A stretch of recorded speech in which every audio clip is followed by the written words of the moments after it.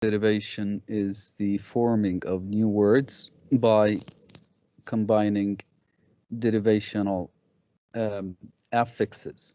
Now, I just want to make something really clear here. Now, in derivation, we use suffixes, we use prefixes, infixes, and suffixes. And as I mentioned to you, we don't really have infixes in English. Not really, especially derivational infixes. We might have inflectional infixes, but not derivational ones. Now, I mentioned an example at the beginning of the semester, like sometimes when some people say abso bloody lutely. It is absolutely, and they put the word bloody in the middle, and they would consider this to be a derivational infix. Well, some people accept this and some do not accept it as infixation. So let's be clear on this. When we talk about derivation, we talk about prefixes and suffixes in English, of course, prefixes and suffixes. But when we talk about inflectional morphemes or inflectional morphology, we talk about infixes and suffixes. Okay, so let's make this understood. Now, in derivation, we use prefixes and suffixes. We have studied some prefixes in chapter 8. We also looked at their meanings. Now, yesterday I uploaded a list of suffixes, and this list is very important, especially for your final exam. Now, you need, as I instructed yesterday, you need to study these suffixes carefully. You need to know examples. Basically, you need to know the base, the possible base of the word, and when we add the suffix, what becomes of this word? What changes? Does this suffix change the base into a noun? Does it change it into a verb? Does it change it into an adverb? You need to study them carefully. Plus, in unit 12, inshallah, we will talk about some of these suffixes in detail. But the list, the tables yesterday are very important. You need to know the suffix, you need to know an example and the part of speech of that word, okay? Now, we have some maybe 5 or I think 5 or 6 word formation processes that we need to finish. But before that, let's go to exercise 10.3. Now, here in this exercise, we need to give the original word of each of these 10 clipped words. Let me remind you, clipping is to cut the word. Now, how do we cut? We may cut the beginning, we may cut the end, or we may cut both. So it is possible that we cut both the beginning and the end. It is possible to cut one end, either the beginning or the end. Now, we use the word sport very often as a game, to mean game, sport. But do you know that sport is not the original word? It is disport. Disport. It is D-I-S-P-O-R-T. Now, how do we know this? We need to go to the dictionary and try to find the etymology of the word sport. It will tell you that this word comes from disport. Now, number 2, we have pike. Pike, which means road. It comes from the word turnpike. Turnpike, and this word is now in fact used as pike or turnpike. So you will find people saying pike and some people saying turnpike. Okay, especially in the United States, they would use both pike and turnpike.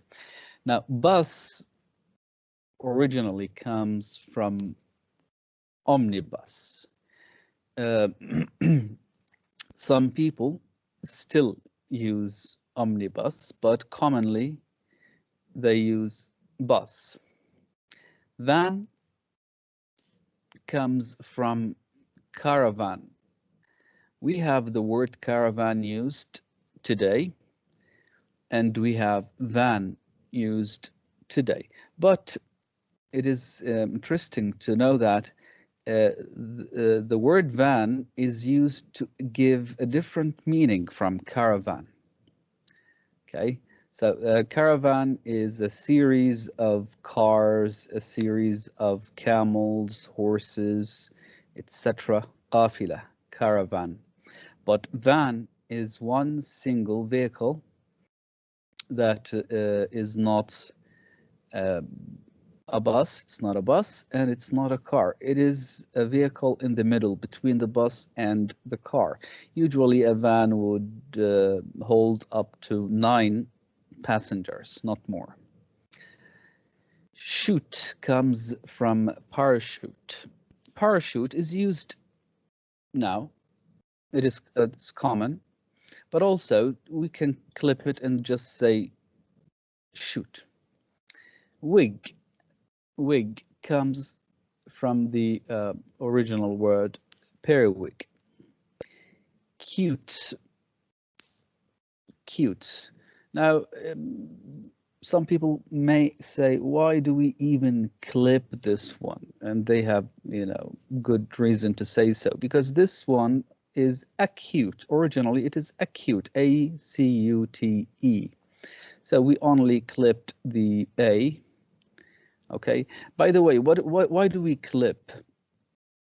If you ask yourselves, why do we clip? Why do we cut the word? We just cut it to make it simpler. We just want to make it easier. All right. So some clipping has good reasons, but some of them do not really have. So it's like this one, acute. We just cut the A. Anyway, now this word here comes from Eugene. Eugene. Okay, and it's the name of a person, Eugene. Okay, this one comes from Elizabeth, and I think I mentioned in the previous class that Elizabeth can be Beth, can be Liz, L-I-Z. So we can clip Elizabeth in different ways. Now, Elizabeth, we have cut the beginning. In Liz, when I say Liz, I have cut the beginning and the end. Tawny comes from Anthony. Anthony. So I have cut the beginning of this one. We don't have a set rule whether you should cut from the beginning or from the end. It is all dependent on native speakers and what they do. Now, exercise 10.4, we have words that were clipped and joined together. Again, clipped and joined together. This process is very similar to the one that we will study in blending. Okay, we'll talk about blending today. Now, Amerindian comes from American plus Indian. Number two, this is French. Meta D. Now,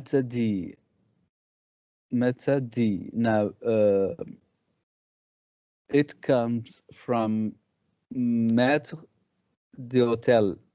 It's French, I think. Number three, contrail. People who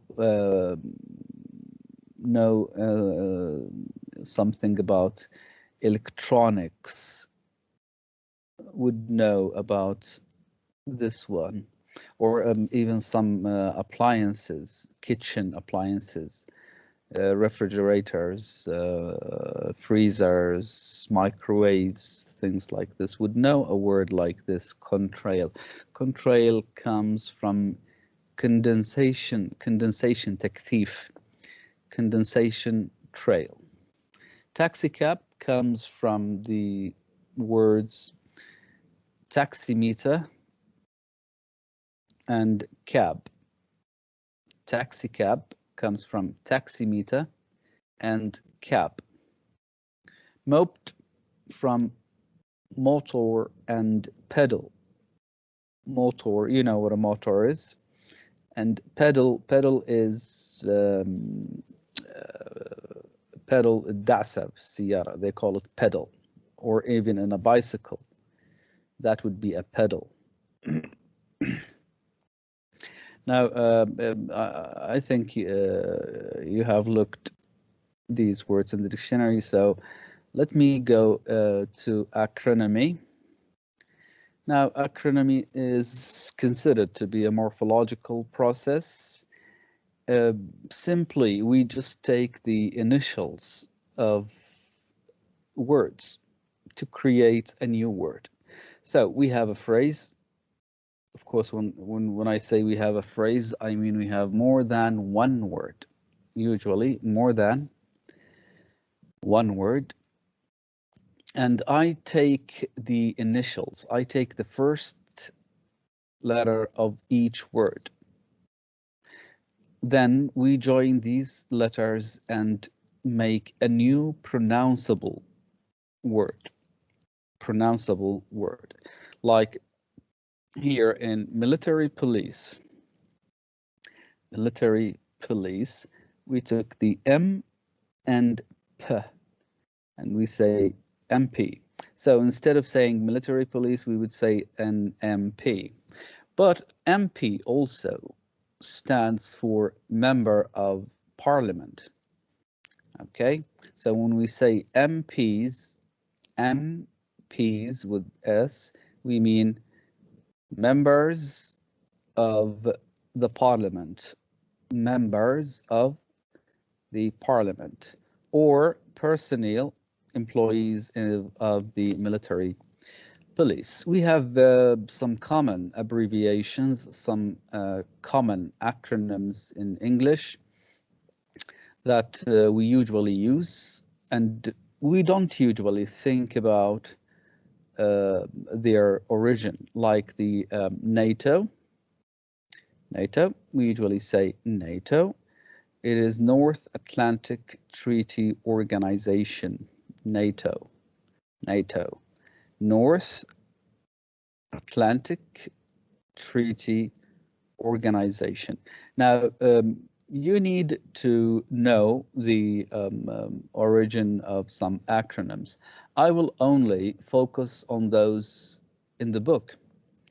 So in unit 10, this chapter, we will only focus on the words that we have in the book. So you shouldn't expect that I'm planning to ask you about words not mentioned in this book, because it is quite impossible to know all of this information without a dictionary. So please, in Unit 10, pay attention to the examples and to the exercises. Like here, you need to know the examples here, like MP, NATO, plus the examples listed in the exercises. Now, RV, number one, they want us to pronounce these acronyms. RV, now, UNESCO, OK, SCUBA, OPIC, WASP, ICBM, JEEP, and LASA. We want to give their originals too. So RV would be a recreational vehicle. Some people now call it the TikTok, I think. I don't know, TikTok. Or do you know the van that they use in baseball, or the vehicle that they use to move injured players from the pitch outside the match?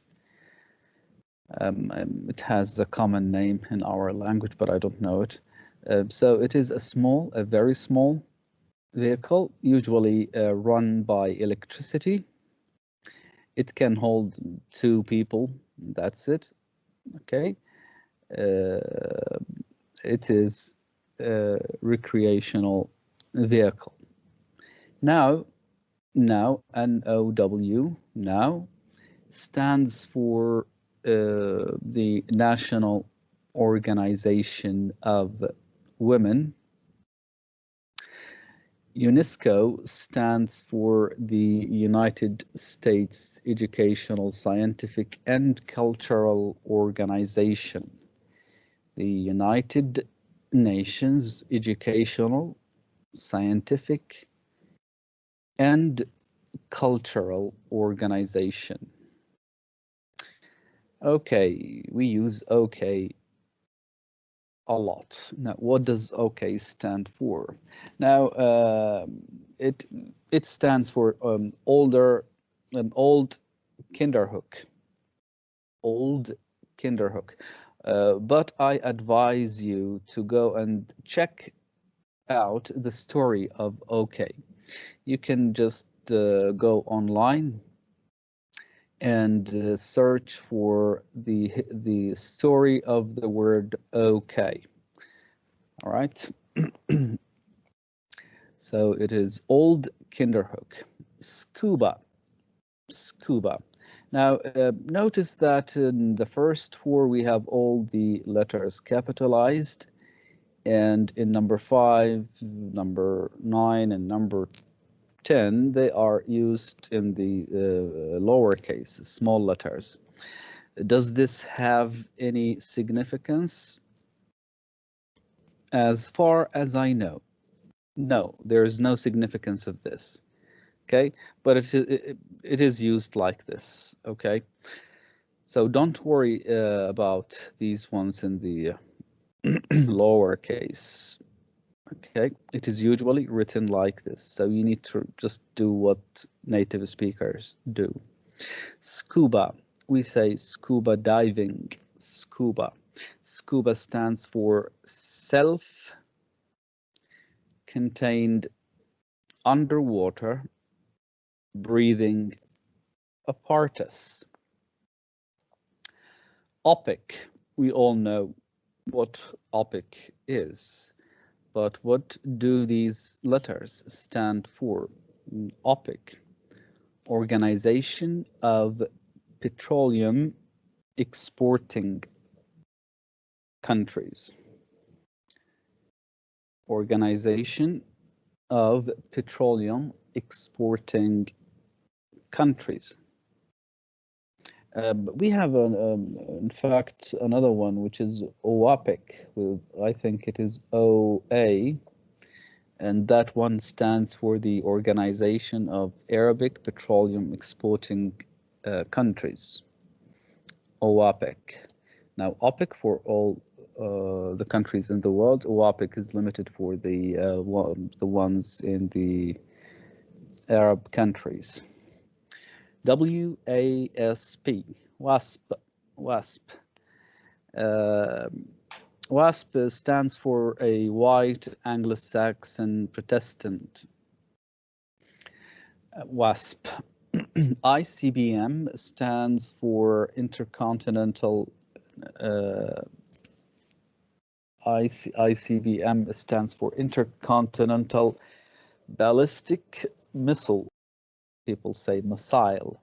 Missile or missile. One of them is British, one of them is American. Missile and missile. Missile is American, missile is British. ICBM. I stands for inter and the C stands for continental. Intercontinental. عابر للقارات. Intercontinental. Ballistic, ballisti. You know that. We say صواريخ باليستية. These are the intercontinental ballistic missiles or missiles. Jeep. We know that Jeep is a car. It's the name of a car brand made in the United States, Jeep. Now, this has a different story from all of these 10. This is a different one. Okay, now let's divide this word into two parts. The first one is the JEE, and the second one is the P. Okay, so G and P, Jeep. Now this J plus EE is the pronunciation of the G. Okay, G. The letter G. This one here. See this G here? This one here? This is the G. Now, how do we pronounce G? We pronounce G as like this, G, G, G.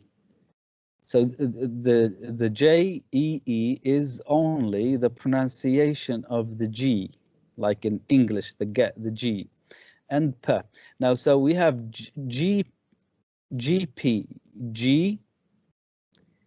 P, G as in girl, G, P. GP stands for General Purpose متعدد الاستخدامات. GP.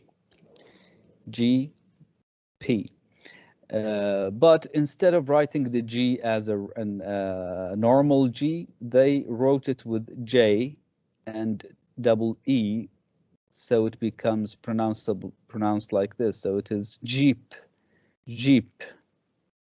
Okay, but originally this is J plus P, JP.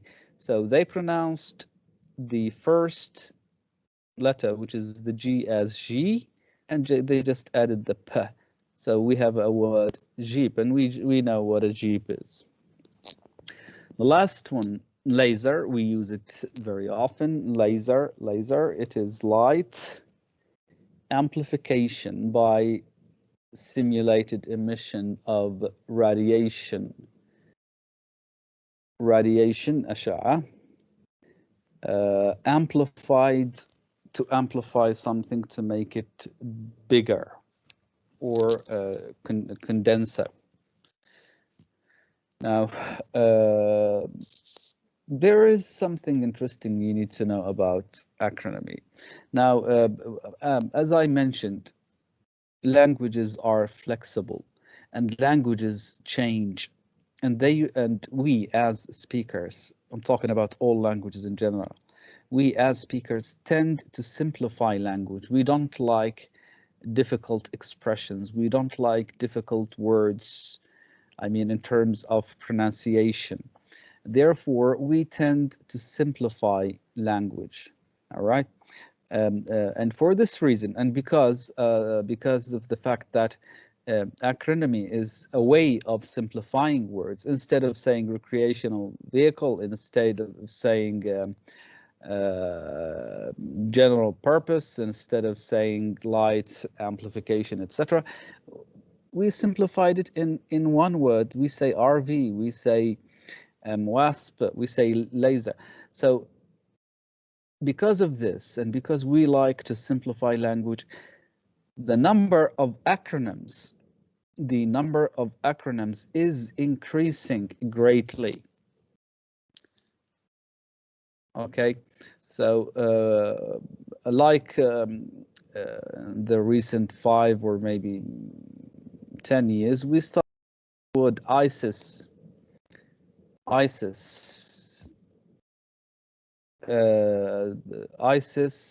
Islamic State, الدولة الإسلامية. We simplified it in Arabic into Daesh, and in English they simplified it into ISIS. ISIS. All right. It's the Islamic State in Iraq and Syria, ISIS, I think. And in Arabic we say Daesh, الدولة الإسلامية في العراق والشام, بلاد الشام, Daesh. All right. So there is a great increase in the use of acronyms. Why do we use this? Because we tend to simplify language. Okay. Now we come to another process, which is blending. Blending is connected somehow to clipping, but it is different. It is connected, but it is different. Now, blending is to fuse as a verb, fuse, damj, يدمج, fuse, يدمج, fusion, damj. So we fuse 2 words into 1 word, and this new word becomes a word with distinguished meaning. But how do we blend? Do we just go ahead and put the 2 words together? In this case, if we put the 2 words immediately, one after the other, this would be compounding. Housewife, high school, basketball. This is compounding because I took the full word and added to another full word. This is compounding. But blending is different. In blending, we cut part of the first word and we cut part of the second word, and then we fuse them. We put them together as 1 word, like gasol. This one here is taken from gasoline and alcohol. What did we do? We cut the OHOL here, and what was that? Yes, we cut the LINE here, and we cut ALCO from the second one, and it has become gasol. All right. Now look at these examples. These are blended words. Each one of them is made of 2 words, originally 2 words. These words were cut and then put together, fused together. Flunk comes from flinch and funk. All right. Smog comes from smoke and fog. All right. This exercise 10.6 and 10.7 will be left as homework. 10.6 and 10.7. I want you to use your dictionaries to find the origins of these blends. Now, in this one, you need to find the origin. So you find the first word and the second word, and then mentally you need to process how this blend came into existence. But in 10.7, you have the two words. I want you to clip them and then blend them. Clip them and blend them. Like if let me do the first one for you here. We have the word transfer and resistor. Transfer and resistor.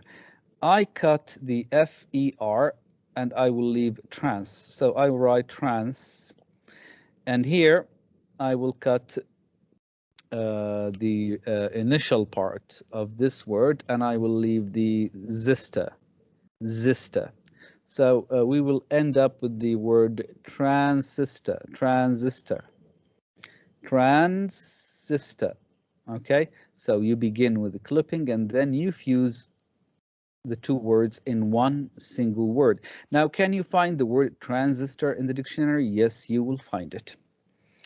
Okay, and it will you will find the meaning. But are you going to be told that transistor comes from transfer and resistor? I doubt. So your only bet, or the best bet, is to find the word in an etymology dictionary. Okay, the etymology dictionary is going to give you the source, the origin of the word, and if it was clipped or blended, etc. All right, I'm gonna stop now. Tomorrow, inshallah, we'll talk about next class, inshallah. We'll talk about back formation, reduplication, folk etymology, and antonomasia. So all I want you to do today is just to go to the etymology dictionary and finish exercise 10.6 and exercise 10.7.